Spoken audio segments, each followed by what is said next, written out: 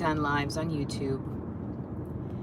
But I have been reading a ton this year, a ton of books.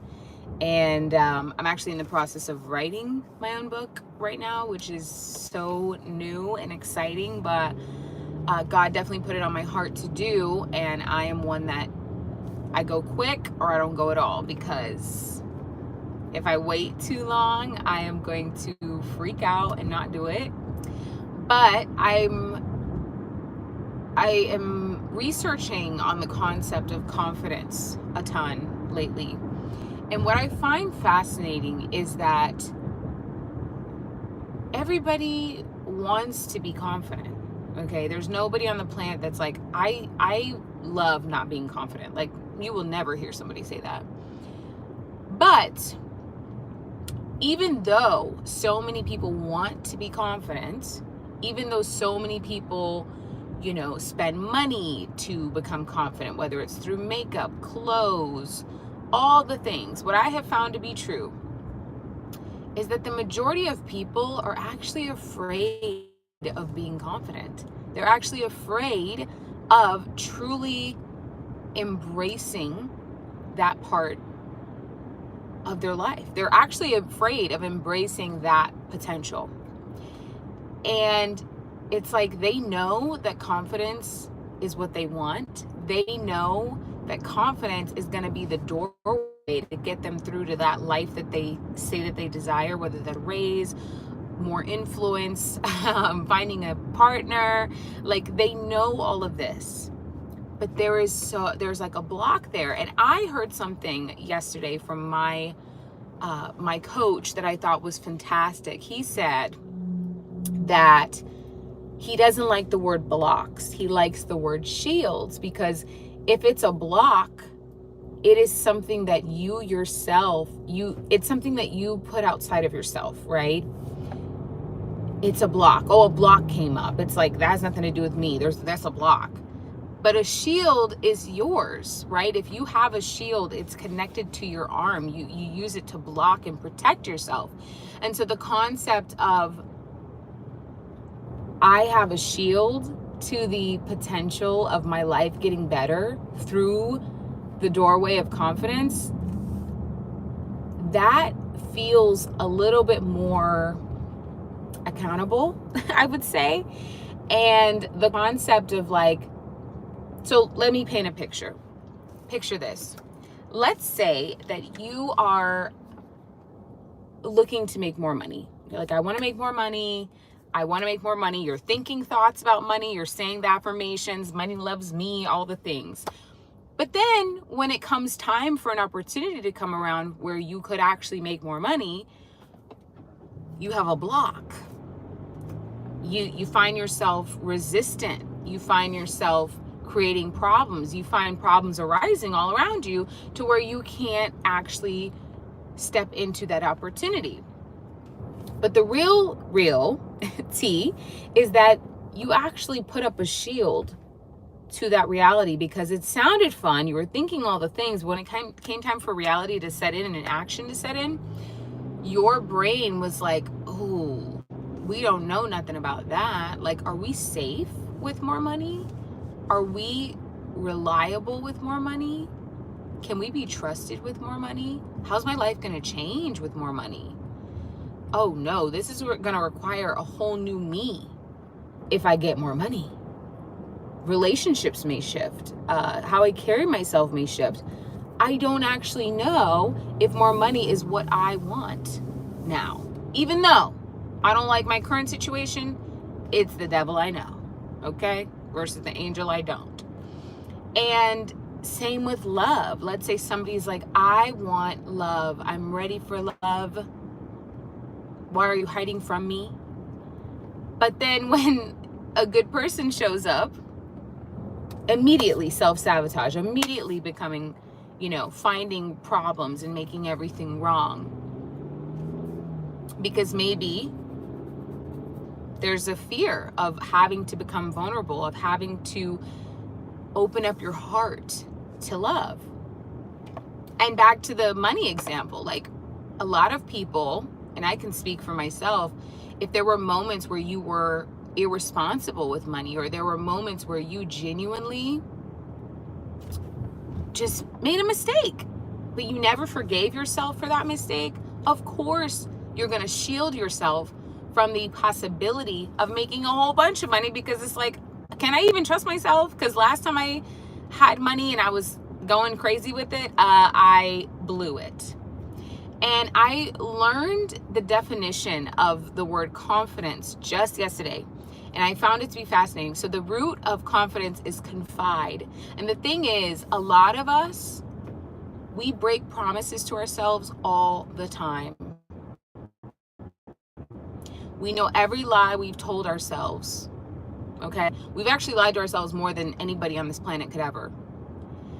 We have not forgiven ourselves from past situations that maybe they were a mistake, maybe they weren't even our fault,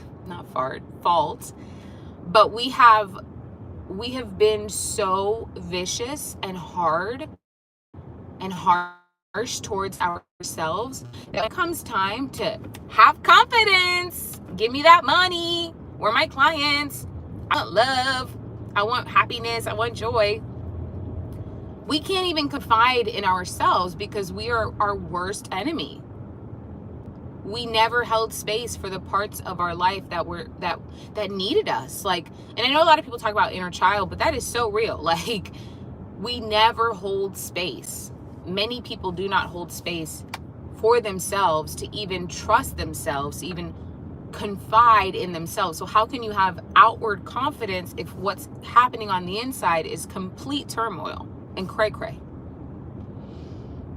And so I'm realizing with confidence, another thing is that people will think, oh, they have confidence because there's something special about them.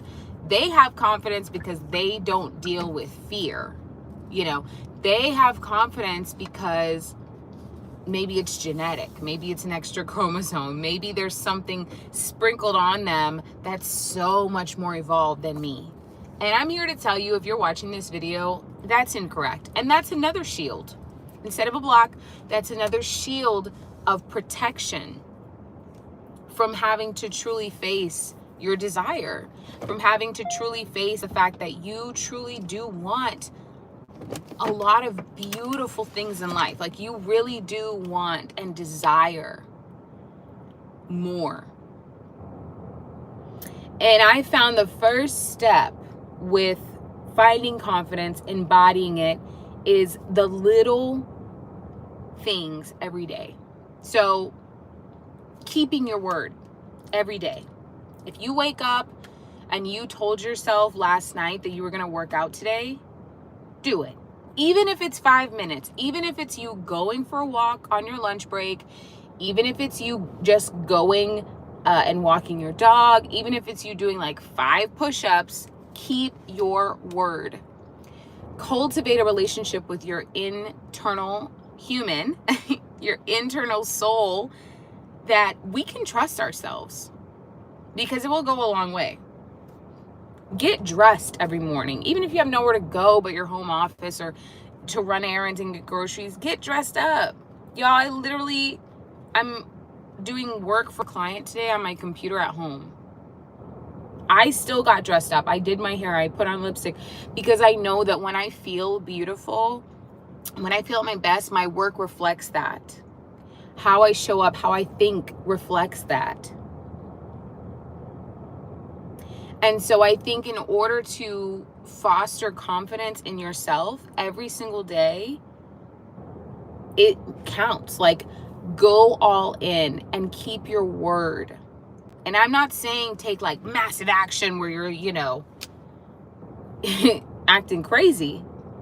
But what are the little things that you can build credibility with yourself every single day, to where, one, you start to train your nervous system and you start to train your brain that we are safe to confide in ourselves. We are safe to trust ourselves. We are safe because we keep our word for ourselves. Like, forget the world, for yourself. And even the concept of believing that other people have it, have all the answers, they don't have fear that they deal with. I realized this the other day when I think about like celebrities, right? Like I watched J-Lo's documentary and she talks about how so many people have criticized her for not being able to sing. And it's like, dang, like she is still going. She is still going, honey. I think about, like, she does not care. She made the craziest movie, didn't care, still put it out there. And she's made a documentary about it, 2 movies and an album. I think about, you know, the Kardashians, and people say they don't have talent, but you best believe they were like, I'm going to utilize my beauty. That's what I'm going to do. And if I don't have beauty, I'm going to go ahead and buy some and flip it and reverse it and make it in my favor. But many of us, you know, regular people, we don't even deal with that level of attention, that level of scrutiny, that level of judgment in our lives. And many of us don't even need to, because we are the audience in our own heads. We judge ourselves every single day. We'll set a goal. We'll set a standard for ourselves, and we'll break that standard. We will say we want more, and then we will slap ourselves down. We will continually block ourselves from the very thing that we say that we want. We'll block ourselves from the very desires that we have been praying for, because there is just almost like our brain is wired for suffering, for not being able to receive, because maybe it makes us relatable. And I think we know, all of us, we see what it looks like to be confident, and we see what it looks like to be scrutinized for that confidence.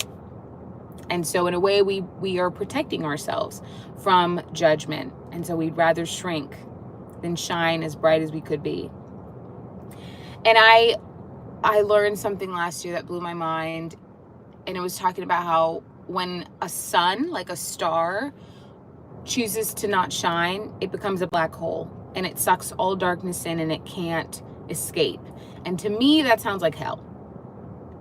And there are so many people walking around that are stars. All of us are stars. All of us. We are stars. Period. Period, period. Everybody's a star. But there's a lot of people who opted out of shining. There's a lot of people who opted out of being their best, of dreaming big, of allowing their divine nudges and their divine given vision for their lives. They've shielded themselves from it, because if I shine, what if nobody else is shining? What does that mean for me? Am I going to be alone? And so we'd rather be in a place of hell, of not shining, of becoming a black hole, than to be the first to show up, to be the first to make an impact, to bring warmth to the universe, to sustain life in our own part of the world, in our own corner of the universe. And so if you're watching this video, I just want you to know that if you want confidence, and that's something that you struggle with, and you always seem to see it in other people, but you just think it's something that's unattainable for you, I'm here to tell you that there is a way that you can be confident. There is a way that you can step into that version of yourself that you know God created you to be. But it starts with you rewiring your thoughts. It starts with you spending time with your nervous system and bringing calm into your space. Because if your brain and your body has been trained for so long that, oh, that's not safe, we aren't safe with ourselves, we aren't safe with our desires, it's going to take some time. And instead of becoming militant about your thoughts, like, we're not going to think that, calm down. How can we integrate? Because what you resist persists, right? So how can we integrate the parts of us that are disappointed and have been hurt in the past, and have let ourselves down in the past, and have not forgiven ourselves? How can we integrate that part of ourselves with the part of ourselves that wants higher, that wants better, that knows that God has created us for such a time as this? How can we integrate that? because it's all you, and you can't run away. You can't sever that part of your story, because that part of your story is actually going to help other people. And too many people are like running away and rejecting that side because they want to maintain, or they're always trying to, like, if I can't, it's like, if I can't be perfect, I don't want it. If I can't see the end destination right now, I don't want to start the journey. Do you know how crazy that would be if somebody was like, oh, I'm going to drive cross country from Atlanta to Los Angeles. Okay, when are you going to start? When I see LA. You're not going to see LA until you start. Like, you have to start driving. You have to at least get on a plane. Like, what do you mean? There's steps. There's little steps. There's little habits. There's little adjustments of integration that require you to travel, that require you to meet the part of you that is full of shame, that is full of guilt, that is full of, it can't be me, that is full of beliefs that it's not for your culture, it's not for your family, it's not for your, you know, your type of person, whatever you have started to believe. How can you hold space for that part of yourself and then integrate it with the part of yourself that you know God has revealed to you for who you're meant to be? Because there is a way, and it starts with you taking little steps every single day, keeping your word to yourself, and building rapport so that you can confide in yourself to where you feel safe in your nervous system. Anyhow, I hope this video helps somebody, and don't be afraid of confidence. Every single one of us is here to live a life full of confidence, to shine as bright as we can, so that we can impact the people around us, so that we can make a change. Even if you don't think you're here to make that big of a change, if there's breath in your lungs, you're here to make a difference on this planet. Don't shrink. Don't think that you're just this small, it doesn't matter. It matters. And spring is around the corner, right? And blossoms are coming up, and flowers are starting to bloom, and trees are starting to get, you know, the little things on them to become flowers that will become the most beautiful green leaves. It's blossom season. And many people have been so in the dirt for so long. It's time for you to come up. It's time for you to push through. Hold space for the part of you that was the seed, but those roots have gone down far enough. It's time for us to shoot out. So I'm sending you love. Thank you for watching this video. If you did, I'm encouraging you to step into a season of confidence, whatever that looks like for you. Keep your word to yourself. Be a safe place for yourself to confide in, because it starts with you. It always starts with you. Awesome. Have a great day.